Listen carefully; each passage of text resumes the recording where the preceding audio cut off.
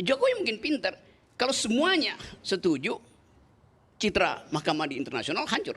Berarti tidak ada hubungan keluarga antara Gibran dan Paman Usman. Tidak ada hubungan keluarga antara Paman Usman dan Jokowi. Itu artinya di dalam kesimpulan akhir tidak ada hubungan keluarga antara Jokowi dan Gibran.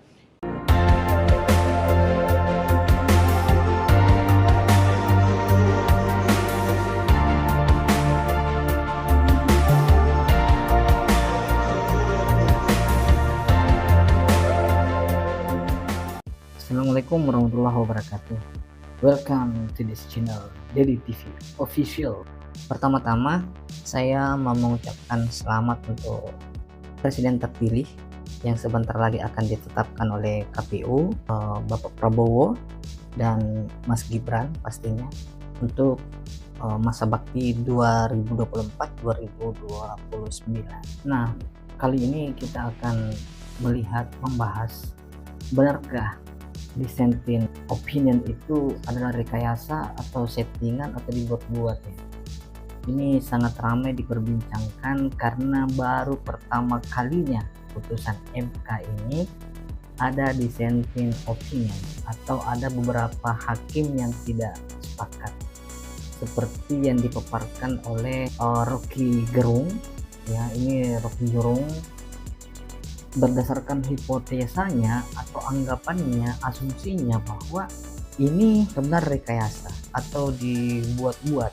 Ini seolah dibuat-buat biar nampak pencitraan untuk Mahkamah Konstitusi ini itu terlihat hampir berimbang, bahwa tidak ada intervensi di dalamnya sampai pada pengambilan keputusan sengketa Pilpres 2024. Oke guys, ini bisa disimak videonya. Oke, check it out. Ada 5 hakim. Dan 5 hakim itu memutuskan bahwa tidak ada barang bukti karena kekurangan saksi. Kan itu dalilnya kan. Sementara yang 3 mengatakan ini curang itu. Padahal sebetulnya dengan kekurangan saksi pun udah dinyatakan curang, apalagi kalau saksinya ditambah tuh. Oke, katanya 5 orang saksi ini lebih memberatkan bahwa kurangnya bukti, kurangnya saksi. Sedangkan 3 hakim yang dikategorikan dissenting opinion itu menyatakan bahwa ada kecurangan. Ya.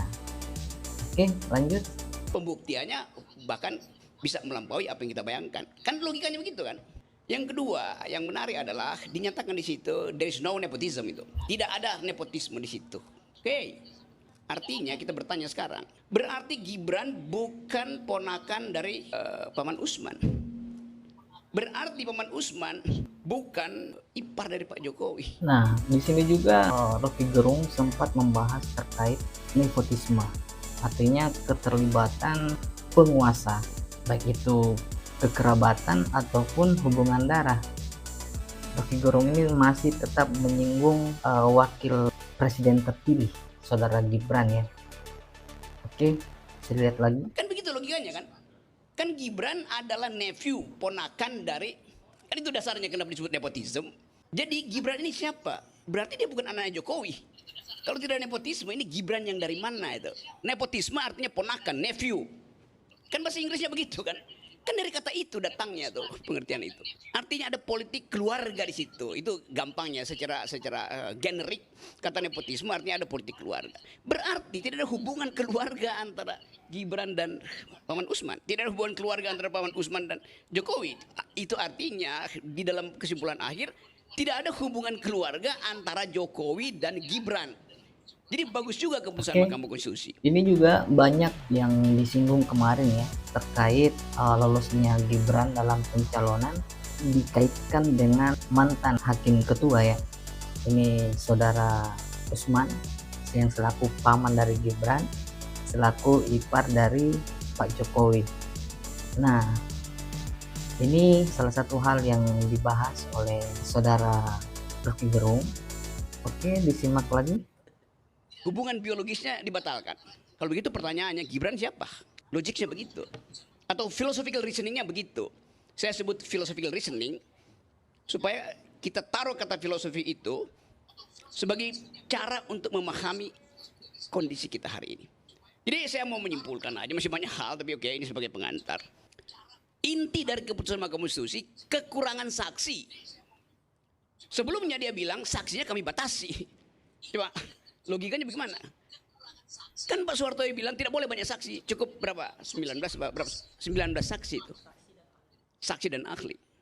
Sekarang dia bilang, kami tolak dalilmu karena kekurangan saksi. Bukan kekurangan, Anda larang ditambahnya saksi. Kan logikanya begitu, coba. Jadi dia membatalkan sendiri nalar dia tuh. Ya, ini hal yang digarisbawahi juga oleh saudara Rocky Gerung, di mana hakim menyarankan bahkan mengharuskan untuk meminimalisir saksi begitu. Sedangkan permohonan dari 01 dan 03 ini dibatalkan atau ditolak karena kurangnya saksi. Oke, jadi ini asumsi dari Rocky Gerung ya. Siapapun boleh menyampaikan persepsi, termasuk saudara Bang Rocky Gerung berhak menyampaikan pendapat, berhak menyampaikan asumsi, berhak menyampaikan hipotesis atau anggapan awal ya. Termasuk kita semua ini bisa menyampaikan apa yang mungkin kita bisa sampaikan. Oke, kita lanjut. Soal yang kedua, soal puji-pujian pada 3 pendekar hukum itu. Apa benar buat 3 pendekar hukum ini, siapa namanya? Saldi Isra, Arif Hidayat, Mbak Eni itu betul-betul dari datang oleh karena kesadaran diri dia, atau sebetulnya ada desain juga yang menyebabkan mereka disenting? Tentu Pak Jokowi tahu bahwa mestinya 4, Soeharto juga mesti disenting. Tapi kalau begitu nanti deadlock gitu, maka 1 dipindahin sebagai pro. Jadi yang 3 ini sebenarnya dimanfaatkan tanpa sadar. Jadi memang dideteksi bahwa bahaya kalau 4. Saya bahkan masih bilang tadi deadlock tuh, supaya ada huru hara ya maksud saya tuh. Oke, jadi sorotan Bang Rocky ini sebenarnya bukan judgement ya, bukan memastikan. Tetapi ini juga berupa pertanyaan, apa benar 3 hakim yang dissenting opinion ini, termasuk Prof. Saldi Isra, Prof. Eni, dan satu lagi ya. Jadi apakah benar ini bukan desain? Jadi justru Bang Rocky ini sebenarnya bertanya ya, bukan judgement. Itu bisa disimak pernyataan dari Bang Rocky. Jadi saya kira jangan sampai banyak yang salah paham bahwa ini adalah sebuah judgement atau memastikan betul bahwa ini adalah desain. Justru ini adalah sebuah pertanyaan yang semua orang pun bisa menanyakan itu ya, termasuk kita semua. Oke, next. Tetapi Jokowi mungkin pintar. Kalau semuanya setuju, citra mahkamah di internasional hancur. Karena itu saya bilang, saya mesti bikin hipotesis itu supaya orang jangan terlalu puji-puji itu. Kan dasarnya begitu kan. Ya memang dari segi nurani oke, saya kenal Saldi, saya kenal Arif, saya kenal Bu Eni. Tapi saya nggak kenal Soehartoyo, itu masalahnya kan. Yang tadinya mempromosikan diri sebagai tokoh moral di situ kan Soehartoyo bolak-balik semua media mengatakan akan ada sesuatu keputusan yang bermakna bahwa ini akibat dari keadaan cawe-cawe segala macam itu. Jadi dari awal dia mensponsori ide bahwa keputusan akan ethically proved, akan punya moral. Dia pindah tuh. Jadi artinya 3 ini sebenarnya ditipu oleh Soehartoyo. Kan Soehartoyo kasih sinyal bahwa kita disenting ya, Soehartoyo pindah. Ya, Bang Rocky juga ini menyinggung hakim ketua ya, itu Pak Soehartoyo, yang dimana dalam hipotesanya ataupun tesisnya Bang Rocky ini menyatakan bahwa yang 3 hakim dissenting point ini adalah korban dari Bapak Soehartoyo selaku hakim ketua ya. Lagi-lagi ini bukan judgement tetapi anggapan ya, asumsi ya, harus digarisbawahi bahwa ini adalah sebuah asumsi. Oke. Biar tidak gagal paham, lanjut videonya. Justru karena faktanya itu mencurigakan dan saya sekarang mesti pakai logika saya. Ya, bayangkan misalnya, kalau saya nggak terangkan itu, kendati dalam status halusinasi itu, semua orang puja-puji itu. Belakangan nanti akan ada yang nulis buku misalnya Now It Can Be Told, bahwa ternyata rekayasa itu diam-diam tanpa disadari oleh 3 hakim itu. Iya. Ini lagi-lagi kembali kepada logika Bang Rocky ya. Lagi-lagi bukan judgement. Saya mengingatkan bahwa ini bukan judgement, bukan memberikan kepastian, tapi ini adalah sebuah asumsi. Dimana bisa jadi ya, walau alam, kita tidak pernah tahu, kita tidak pernah tahu apa yang terjadi di belakang sana di Mahkamah Konstitusi kan. Mereka punya internal yang tidak mungkin semua terpublish atau semua terbuka untuk kita atau untuk umum begitu. Jadi 3 hakim ini dibuat halu oleh Jokowi. Mereka ini korban halusinasi Jokowi. Nah, tahu nggak jalan pikirannya tuh? Secara normal kita puji, tentu saya akan puji itu. Tetapi ini soal politik.